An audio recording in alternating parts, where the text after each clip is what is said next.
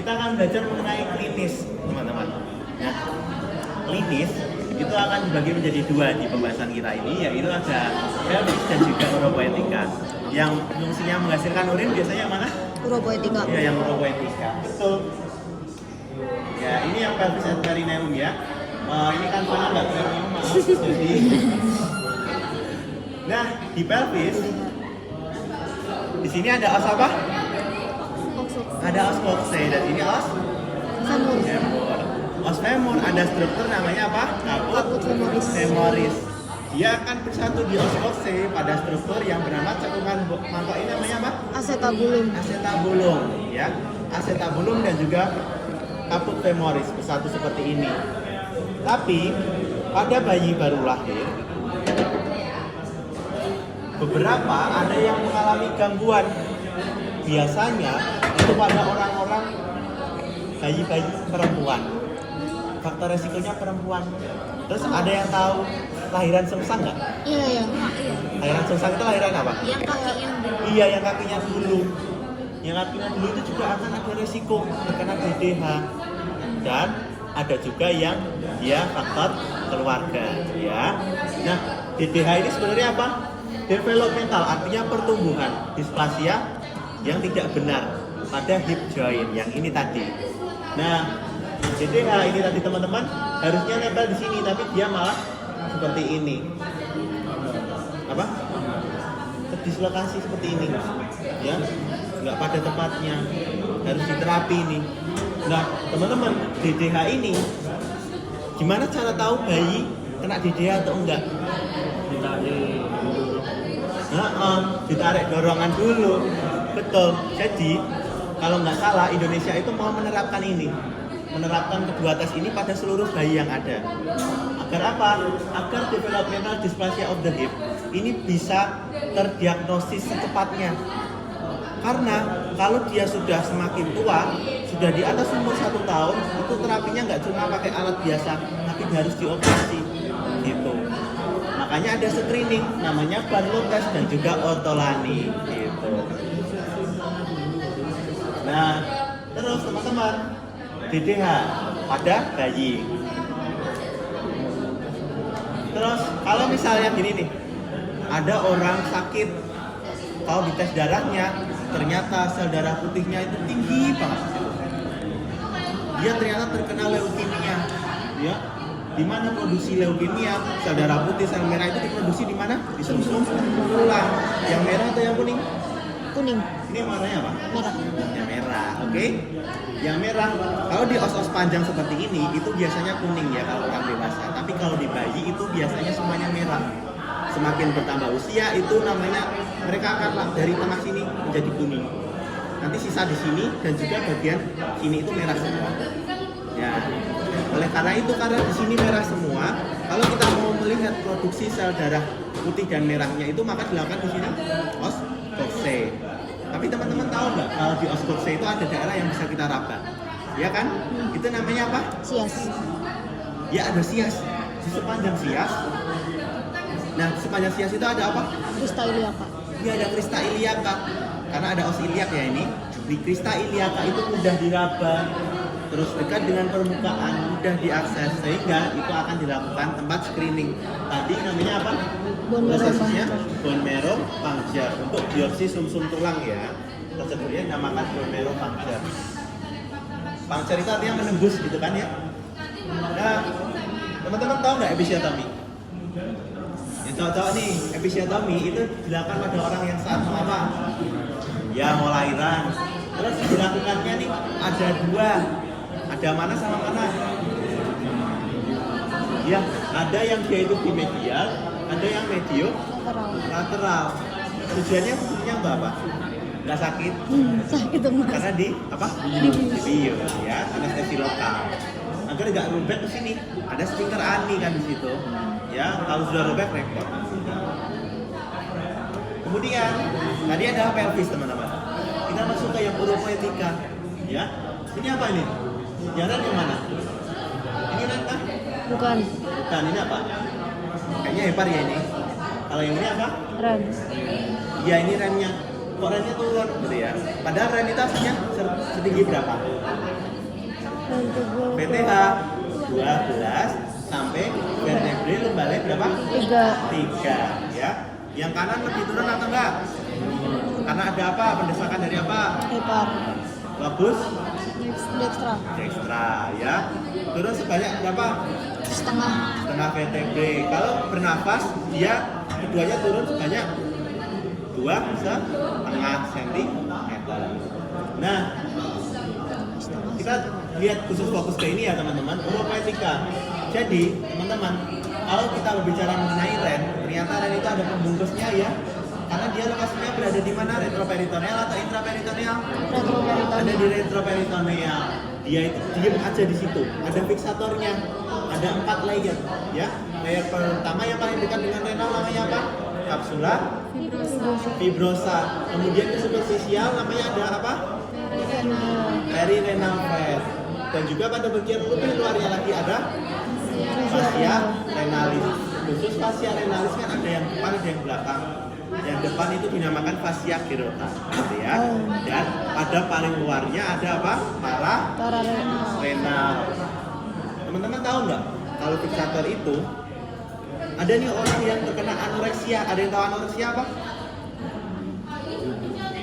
Yang dia itu makannya pilih-pilih banget, nggak mau makan demi kurus, gitu. Lemaknya habis nggak kira-kira? Habis. Iya, ada fiksatoran itu ada fatnya.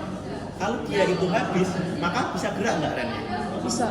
Dinamakan ren mobilis. Sampai jatuh dinamakan neproptosis atau renoptosis, sama aja.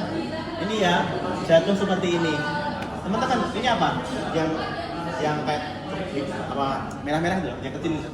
Ureter. Yang ke bawah. Nah, ada ureter. Kira-kira nih kalau teman-teman, kalau rennya itu bisa gerak, ini ya, gerak-gerak ini. Bisa mundet nggak? Bisa. Bisa mundet. Ada penumpukan cairan di pelvis renalisnya. Tahu kan pelvis renalis yang mana? Yang ini. Nah, kondisi ini dinamakan apa? Hidronefrosis. Ya, hidronefrosis. Apakah harus selalu bundet? Apakah harus selalu optosis? Enggak. Ini apa? Batu ginjal. Ada batu, ya. Ada batu di ureternya. Ini namanya apa? Kalau di ureter? Ureterolithiasis, ya. Nanti kita akan fokus ke hidronefrosis. Kira-kira teman-teman, kalau misalnya ada urin, dia itu stagnan, baik di vesika urinaria atau di mana-mana, itu ada bakterinya nggak? Kira-kira ada bakterinya, bisa menjadi inflamasi. Kalau tidak namanya nefritis. Nah, nefritis ini coba namanya hadap ke sini teman-temanmu. Nah, teman-teman, ternyata ada yang namanya nyeri ketok ginjal. Gimana itu? Jadi di bawah poste dan juga di antara vertebrae akan membentuk suatu area seperti ini. Ketika kita tepuk, gitu, enggak. Tapi kalau orang ada kelainan, sakit, gitu ya. Nah, nyeri ketok ginjal itu dinamakan ini nyeri ketok costovertebrae. Kenapa? Karena pas di bawah costa dan di antara vertebrae, gitu ya. Nyeri ketok costovertebrae. Terus teman-teman, ini dia urolithiasis. Berbicara mengenai hidronefrosis tadi, hidronefrosis tadi. Nah, hidronefrosis tadi itu ternyata bisa disebabkan oleh urolithiasis, batu di seluruh saluran ginjal, ya. Nah, batu di ganjalin namanya apa? Kalkuli, ya. Kalau satu doang namanya kalkulus. Ingat ya, kalkulus, ya. Ketika menyumbat di daerah tertentu maka akan memberikan nama yang berbeda. Tapi secara keseluruhan dinamakan kelompok urolithiasis.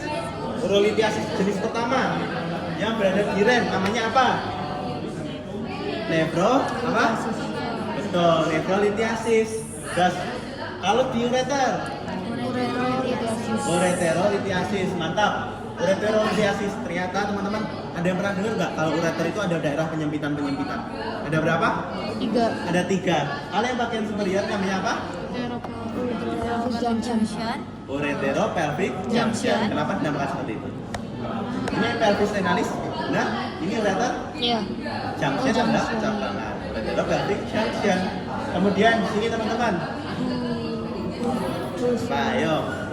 Ada yang tahu ini apa? Aorta. Aorta abdominalis bercabang dua menjadi apa? Iliaca communis. Nah, arteri iliaca communis ini ternyata akan menyilang dengan ureter. Bisa dilihat kan ini ada persilangan kan? Nah, ternyata di sini itu akan membentuk penyempitan. Karena dia itu daerahnya berada di persilangan, persilangan itu dinamakan bifurcatio. Oh Ya, iya. bifurcatio arteri iliaca communis. Ya, ketika ureter menyilang dengan arteri iliaca communis. Kemudian kalau dia di sini, tinggal baca aja. Ureter dengan vesica urinaria, ureterovesical. Sip, mantap. Terus, nah, vesica urinaria. Ternyata juga ada batu di situ. Ada yang pernah dengar nggak kalau misalnya pipis harus ada posisi tertentu? Oh. Terkayaknya siapa, ayo? Nah, dokter Zahra pasti ingat. Nah, aku juga ingat. Sama ya. Nah, vesica urinaria itu ada namanya batu dinamakan apa? Vesicolitis atau cystolithiasis. Bebas memilih yang mana yang kalian suka. Tapi biasanya cystolithiasis.